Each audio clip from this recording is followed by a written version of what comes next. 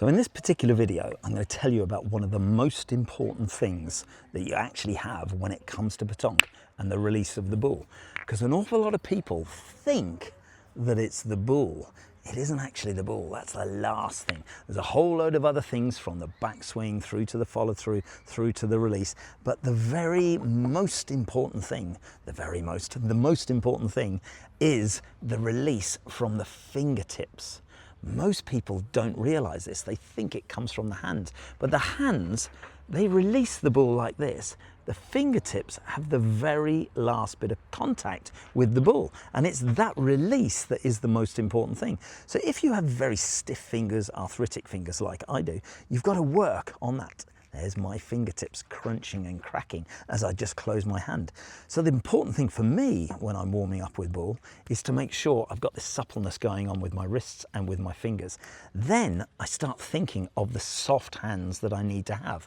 There's a really good saying in petanque that when you're holding a ball, you don't want to be crushing it, because you've got to think of it like it's a baby bird that's just sat in your hand, where you're literally just holding this little chick. And if you hold it too tight, you're going to crush the life out of it. If you're holding it not tight enough, you're going to drop it and you look a little bit silly. So the important thing is just to hold it with just the right amount of pressure.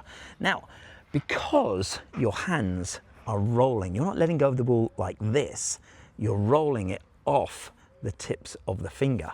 So that is a very, very different action. So literally it comes out like this as it comes free from your hand. So a good release action is to think and imagine that you're literally saying goodbye to the ball and you're letting the ball flow out of your hand.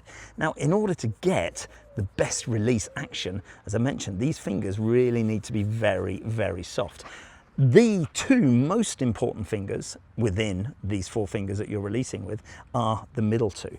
They need to be straight and flat. When you're releasing the ball, they need to literally be in line with the arteries of your hand. Because if you twist your hand this way or you twist your hand that way, you're sending the ball that way or that way. So when you're releasing the ball, it needs to be all in perfect alignment.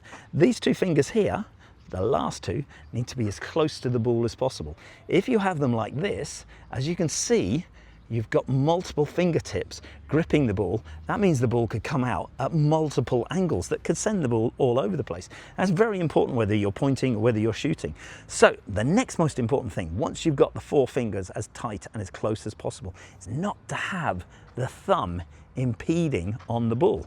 It's very difficult to do this. You'll see a couple of the top players, they're like this, they've got their hands and they bring it around and their thumb literally closes to the side of the hand, so it's not impacting on the ball at all. Other players will play like this totally, where they release the ball totally like that without the thumb impacting.